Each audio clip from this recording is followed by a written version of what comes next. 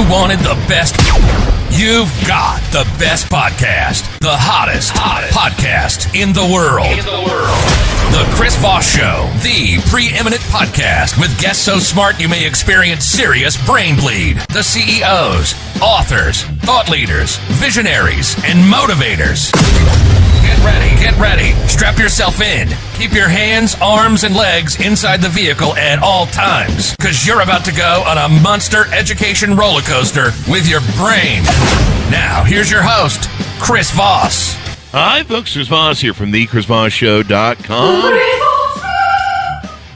Ladies and gentlemen, welcome. I cut her off. Oh, no. We didn't get the full Iron Lady. Oh, we know what she says. She says thechrisvossshow.com.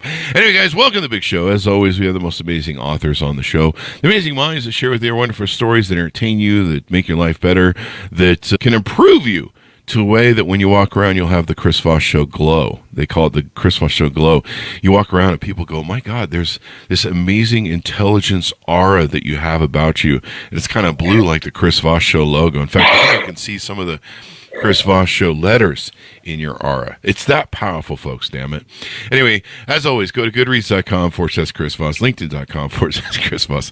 Chris Voss won the TikTok, and God knows where I make this stuff up off the cuff. I really make it up off the cuff, people. Anyway, and people are going, it's still stupid. So we have an amazing author on the show. She's a multi-book author. It's called The Wedding Engagement, out October 8th, 2024. Zoe Allison is joining us on the show. We're going to be talking about her newest book and some of her books she's written so far, and she's probably one of the most exciting new authors, newer. We don't want to call her new. She's got a lot of books out, but her new book is out. That's what I'm trying to say.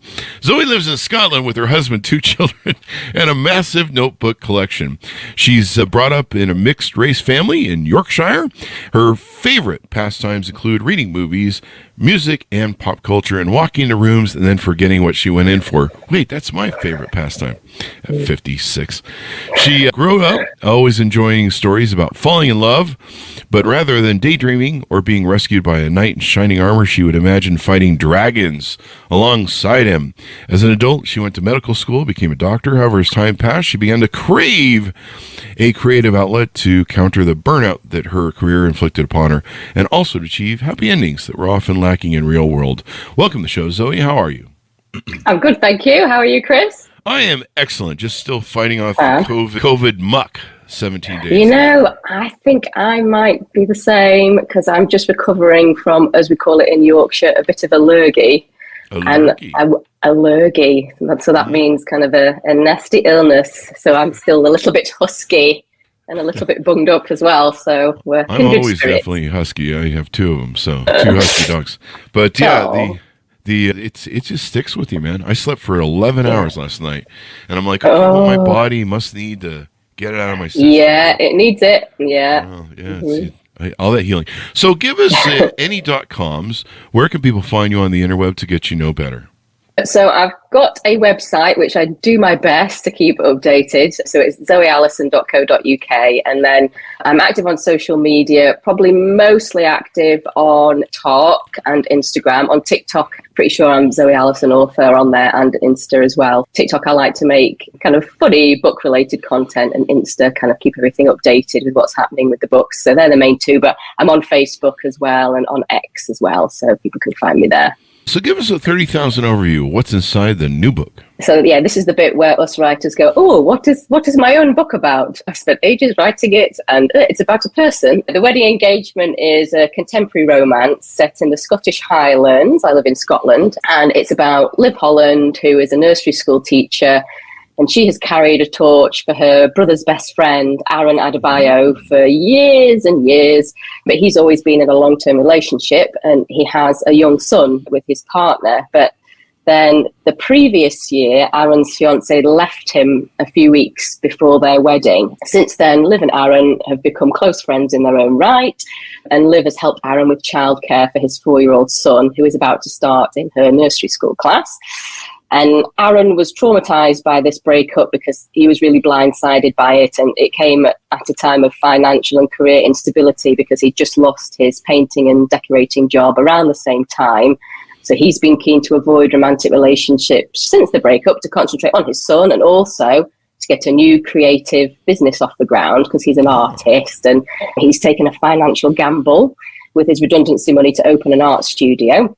So the two are now close as friends. Liv helps him care for his son. And then just when she thought that keeping her feelings under wraps couldn't be any more difficult, Liv's brother, who's Arran's best friend, announces his engagement to Liv's best friend, which is delightful news. A lot of best friending going on around here. Yeah, it's set in a fictional town called Glenavi, and the first book, The Xmas Holidays, that was out last year, is about another couple from the same friendship group. So the series is about this friendship group. They announced this engagement, delightful news, but they asked Liv and Arran to help plan the wedding. So now Liv has to plan a wedding with the guy that she's been crushing on for years but could never have. Yeah. Know each other better. Yes, indeed. Yes. There's a little bit of kind of that. Do you remember the movie The Wedding Singer? There's some of those vibes in there. Yeah, that was a great movie. Yeah, yes, I love that one. Yeah, that was a great movie. And people love this sort of stuff. They love entertainment. They love love. They love weddings. It's good. It sounds like it's packed with all the good stuff and, crushes and people you're... Yeah. And there's a couple of kind of classic romance tropes in there. We've got the brother's best friend trope. We've got the friends to lovers trope. Single dad. All the good stuff that creates all the serotonin. All the romantic tropages. Yeah. Tropages. I don't know if that's a word. But so now you had a prior book with the same publisher that kind of has a similar sort of artwork that kind of has a branded theme for you. Is this a standalone from that other book? I think you mentioned there's the same city in both books. Is the same characters play through it all? Yeah, you're right about the artwork. So this is the one that's coming out on the 8th of October, the wedding engagement. You can see Liv and Arran. You can see my little friend, Hamish the Highland Cow there. He features in the book. Oh, is that a real cow? Side character. So he's based on my Highland Cow footstool. Oh, wow. Which I will try and show you in a minute if I can get him on camera. That's the one that came out last year, the Xmas Holidays. So lovely artwork. They've done a beautiful job there at Berkeley. So brilliant. And so I wanted to set it in the Scottish Highlands, which is obviously a lovely location. I live in Scotland, but a bit further south. I decided to make the town up so I wouldn't be constrained by reality. So the first book is about another couple from the same friendship group in Glenavi, and the hero from the first book and the heroine from the second book that's coming out soon, they are twin siblings, and they're all friends together. So, yes. There's a lot of friendships going on here. But that's probably the foundation for love, is being friends first, right? Yes. And in this case, it is. In the first book, they were kind of enemies to lovers, really, but yes. Those are the best loves, the ones that are enemies and then, whatever. Yes, they turn it round. I'll just see if I can get Hamish the Highland Cow footstool on camera to show you. I'm still trying to get all the women who hate me to turn around and love me, so there's that. I don't think it's going to happen. There you got the bull, the cow. Yeah, so he's kind of based on him, yeah. All right. So tell us a little bit about yourself. How did you grow up? When did you start writing? When did you find you had a passion for it or a knack for it? And, you kind of took some side roads before you became I imagine you're a full-time writer now? Or where you at? No, I'm still a full-time doctor and then try and fit the writing in on the side. So, yes, does this look infected to you? No, I'm just kidding. That's the joke I pull on every doctor at a party. I go, hey, can I show you something that looks infected? I just need a second opinion. Can I show you my rash? Can I show you my rash? And they're just like, I'm at a party, damn it. For real. No, they're always nice. But it's always a funny joke. It's like when I go to bars and there's a band, I always yell, "Play Freebird!" I'm that asshole. Tell us about yourself, your upbringing and stuff. So I'm not from Scotland originally, but I'm married to a lovely Scottish man and have two Scottish children. So I'm from Yorkshire in northern England originally, but I moved to Scotland when I was 19 to go to medical school and then stayed from there. I never thought of myself as a creative person. I had, I think, this kind of unrealistic expectation that, you could either be a science geek or you could be, a book nerd, and you couldn't be both. You couldn't be a creative if you were a science bod. I never thought of myself as a creative person, and then went to study medicine, only ever read medical textbooks. I had previously really been into fiction, but kind of didn't lose the love for reading, but just never had the time for it really. And then had a young family, and the only books I was reading were children's picture books, which I still really enjoyed. Oh. And then I can't remember why, but it just kind of took my fancy to do a creative writing course, specifically to write children's picture books, probably because that was all I was reading at the time in terms of fiction. I did that, and then I won a ebook for my Kindle. I was able to choose one of 3 books, and I chose a Sarah Morgan one, who's a fantastic romance and women's fiction author. Hadn't read any of her stuff before. Read it, absolutely loved it. It just was optimistic and effervescent and created all the good feelings. And I remembered, actually, I did used to really like reading, particularly, these sorts of stories when I was younger. And I read her back catalogue, and then there was just kind of something that clicked and made me think, oh, I wouldn't mind having a go at this, putting my own spin on it.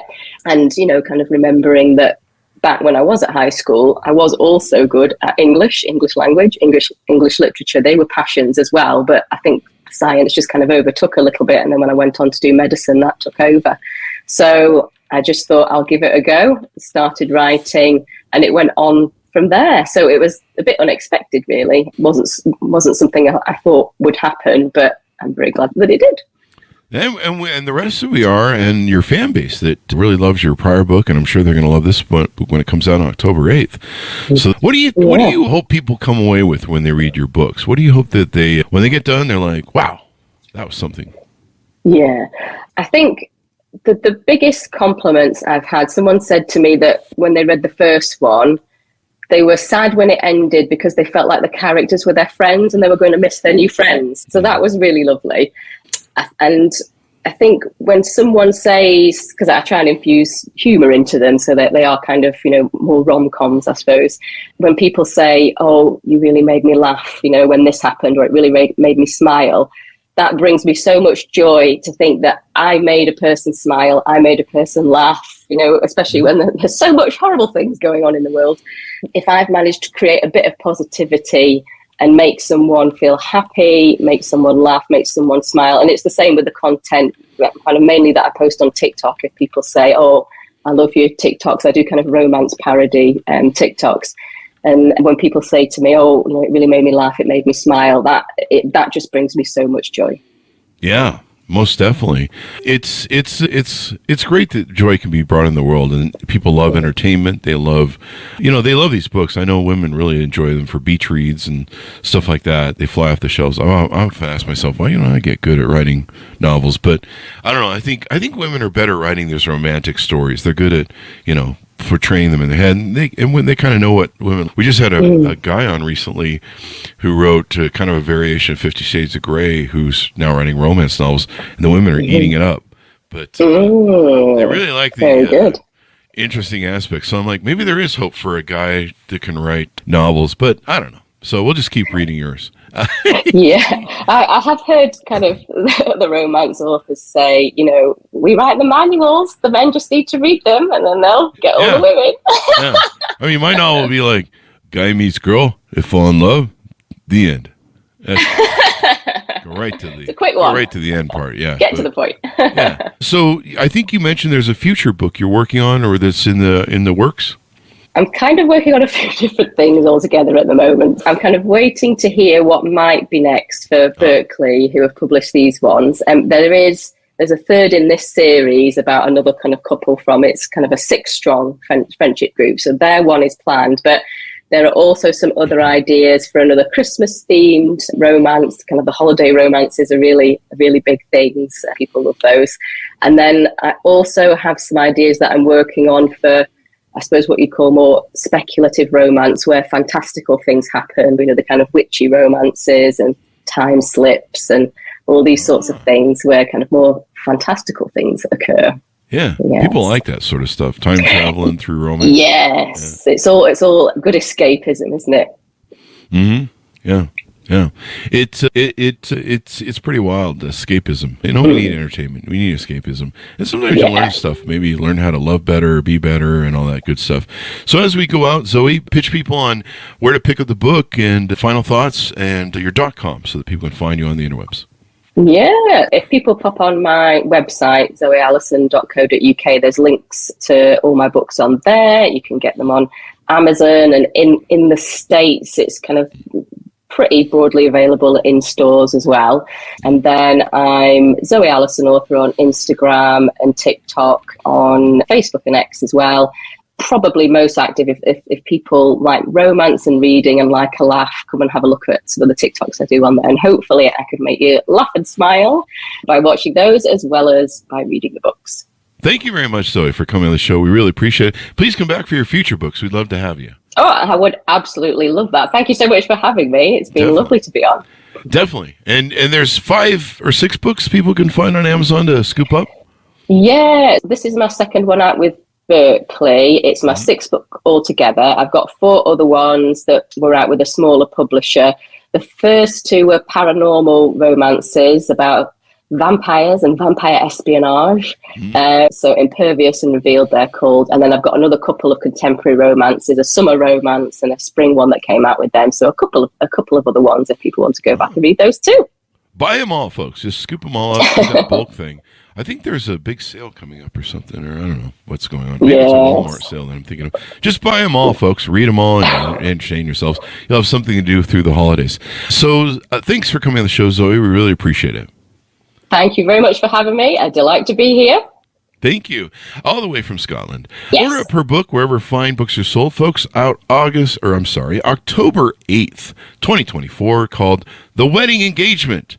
And check out our other books as well. Go to goodreads.com/Chris Voss, LinkedIn.com/Chris Voss, Chris Voss, one of the TikTokity, Chris Voss, Facebook.com, and all those crazy places on the internet. Be good to each other. Stay safe. We'll see you next time. And there we go.